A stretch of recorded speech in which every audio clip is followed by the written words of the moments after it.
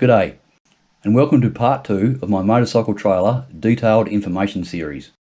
I personally have had many years of experience towing 3 different types of trailers behind 4 different motorcycles. In 2010, I wrote a 4-page article for Australian Road Rider magazine on towing trailers behind a motorcycle. Anyway, that's enough about me, so let's get straight into it and look at the reasons why anyone would even want to consider towing a trailer with a motorcycle. To the uninitiated, towing a trailer with a motorcycle seems like quite a dangerous thing to do, right? And indeed, towing a trailer behind a motorcycle should be considered a risky thing, as not one motorcycle manufacturer recommends doing it. But if you've ever tried to pack enough camping gear for 2 adults onto a bike, you'll quickly realise that you can only take a limited supply of items, and overloading your bike like this can result in poor handling, making you a danger to yourself and other road users.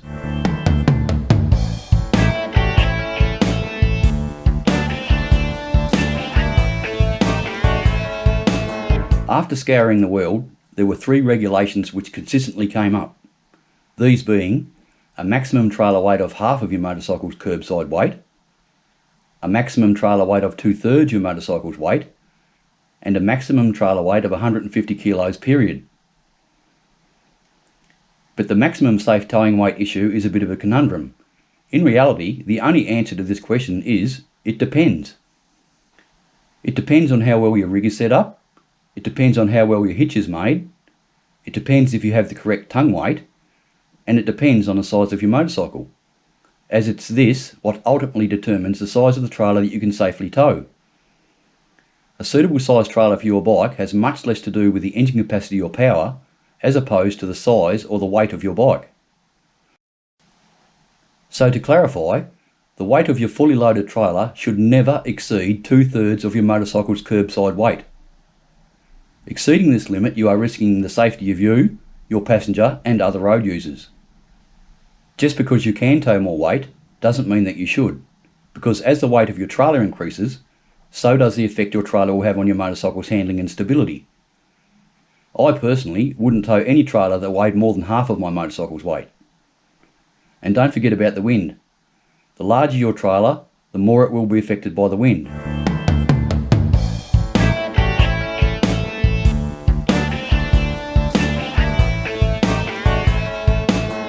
It's not rocket science.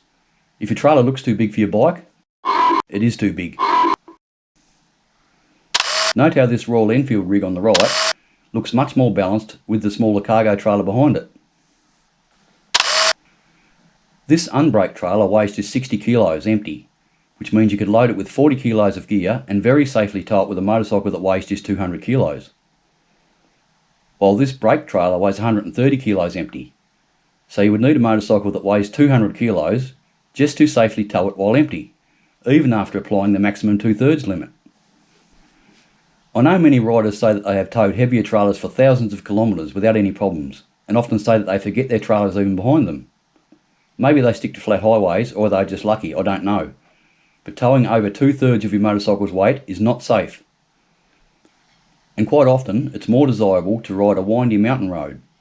And riding down hills while cornering and braking, your trailer will always be trying to push your rear wheel out from under you. So do not ever forget that your trailer is behind you.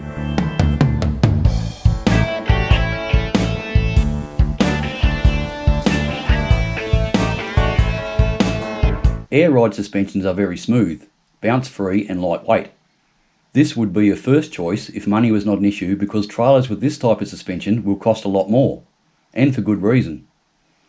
Air suspension offers a superior ride quality, great handling, a very low centre of gravity and unmatched adjustability.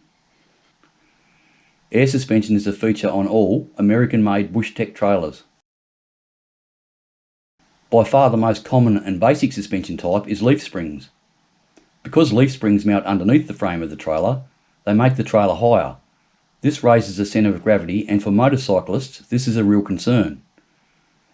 Leaf springs do not function independently, and the interconnecting axle will impact the geometry on the other side. Due to this changing wheel camber, leaf spring suspension can lead to some bump steer. They can also be very bouncy on rough roads. Leaf springs are better suited to heavier camper trailers rather than the lighter cargo trailers. Independent shock absorbers are more capable of coping with punishment than leaf springs, making them a very good choice for rougher roads.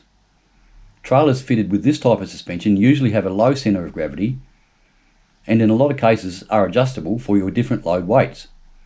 They are a step up from leaf springs.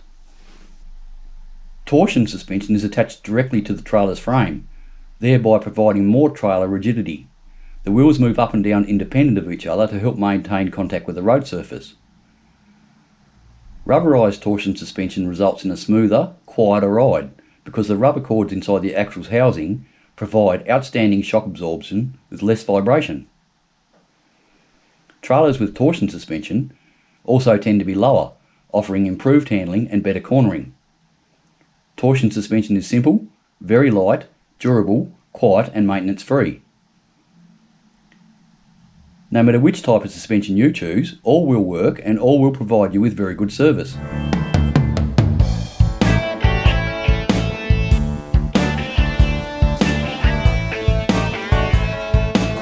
The short answer to this is yes, and here's why. Unlike a car, a trailer connected to a motorcycle with a tow ball not only turns left and right, but constantly pivots from side to side. This constant rubbing left to right, combined with the side-to-side pivoting on the tow ball, causes wear, which may lead to the possibility of your trailer lifting off and detaching from your motorcycle. So to eliminate as much play as possible and reduce the chances of your trailer lifting off, it's very important to adjust your coupling. This is why this type of coupler is best. They are light and easily adjusted with a nut underneath for a snug fit. You want this clamp loose enough so you can just wiggle your trailer off the ball, but tight enough while connected to eliminate as much free play as possible. While a coupler that doesn't swivel may have enough play to allow a motorcycle to lean into corners to a certain degree, 35 degrees in fact, for safety's sake, this lean angle needs to be at least 45 degrees. They do not offer the lean angle that you may need in any given corner, especially if the corner campers away. Where I live, there are many hairpin corners, where you need to lean out off your bike and basically throw the bike over like a motocross bike, just to get enough lean angle to even make it round the corner at a half decent speed. Even if you have a large touring bike or a cruiser which isn't capable of leaning to 45 degrees without scraping the pegs, the question still remains, what if you drop your bike or it falls over? Something will have to give, and at the very least it will mean a bent or a broken hitch and the end of your trip. If this particular trailer would have had a swivel coupling, this would not have happened. So, if you don't have a swivel coupling, get one.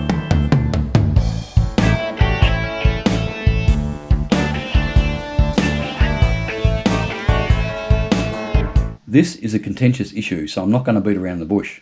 Do not get this wrong. When loading a trailer, which is to be towed behind a motorcycle, you want to aim for 10% of your trailer's fully loaded weight on the tow ball, not 15%. Motorcycles are not cars. Not only that, but your tongue weight should stay within the range on this chart, no matter what 10% of your trailer's weight works out to be. Any less than what is on this chart, and you may experience trailer sway. This is extremely dangerous and death or serious injury may occur. Matter of fact, during my research for this video, a 66-year-old man died in New Hampshire, USA, due to his trailer swaying uncontrollably. Any more tongue weight than what is on this chart, and you will put too much weight on your rear wheel, lighten the front end of your motorcycle and cause dangerous handling. You're probably thinking, how can 20 odd kilos be too much weight? But if you ride over a severe dip in the road, even a tongue weight of just 15 kilos could easily exceed 50 kilos due to the transfer of weight from your trailer. This is a fact, and is why it is so important for a motorcycle trailer to have a low centre of gravity.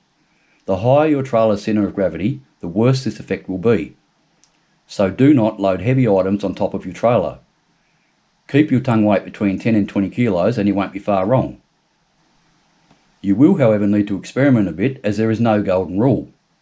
There are many other factors involved, like how far your tow ball is away from your rear axle, how high it is, and how long your drawbar is. You should also carry a scale in your trailer, as you will need to use one when you're repacking your trailer.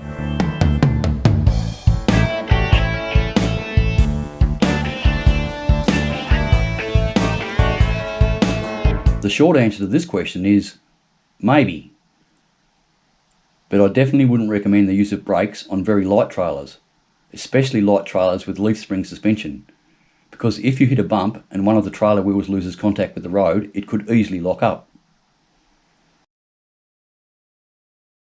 If you ride in mountainous terrain with lots of steep, sharp curves, or if your trailer weighs more than half of your motorcycle's weight, a trailer with brakes may well be a good option, as it's very difficult for your motorcycle to manage the extra weight while braking, because your motorcycle's brakes are only designed to stop your motorcycle, and its tyres only have a very small contact patch on the road.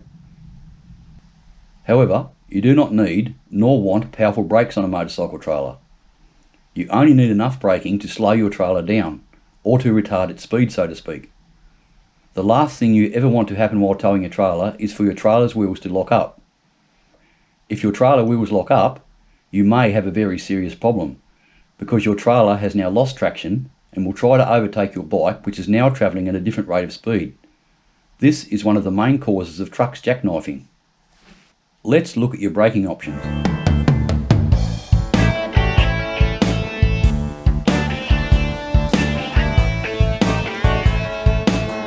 This braking system depends on the trailer's momentum to activate the brakes. They rely on a special coupling being compressed when the trailer pushes against the motorcycle during braking. They are operated either by a cable or hydraulic fluid on either disc or drum brakes. Cable operated brakes are very unlikely to fail, which is essential in remote locations, whereas hydraulic brakes will likely become useless if they do happen to get damaged or develop a leak.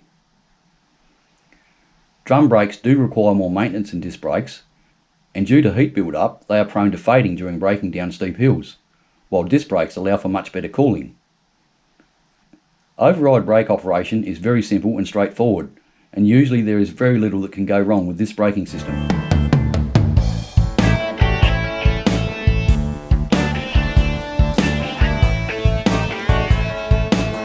If you are considering electronic brakes, they are somewhat more complex to install and set up, and you'll also need to install a control unit on your motorcycle or your trailer. Some brake controllers have a button, which can be used to operate the brakes manually, which may be handy if you ever need to stop on a steep incline. Electric drum brakes are much more advanced and you can easily adjust their braking force. But if you add too much braking force, or you have changed the weight in your trailer without adjusting your braking force, your trailer wheels may lock up. They also have more parts and electrical wiring, which means much more opportunity for failure. I'm not trying to turn you off electric brakes, as plenty of riders use them with very good success. I'm just giving you the facts so that you can make up your own mind. Electric over hydraulic disc brakes are also available, but they have far more braking force than you would ever need on any motorcycle trailer. Do not even consider electronic over hydraulic disc brakes. Which type you choose, if any, is up to you.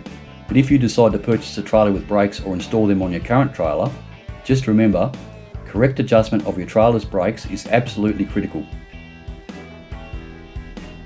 Even with the largest of panniers, top box and a tank bag, your motorcycle's available space without strapping stuff to the seat is limited to around 120 litres or thereabouts. While inside most trailers, there is at least 4 times this amount of space. What most riders don't understand is that all this weight is off your bike suspension, so you don't have to crank up the preload. This means your bike suspension can function totally as normal. All your bike is doing is pulling the weight, which means that your motorcycle will actually handle better. Done correctly, with a properly set up rig and an understanding of your trailer's dynamics, towing a trailer behind a motorcycle is considerably safe. I will talk more on this in my next motorcycle trailer video, Hacks and Tips. Hopefully now you have more knowledge on this subject and got some useful information. If so, please consider subscribing to the channel and check out the other videos while you're at it. Cheers.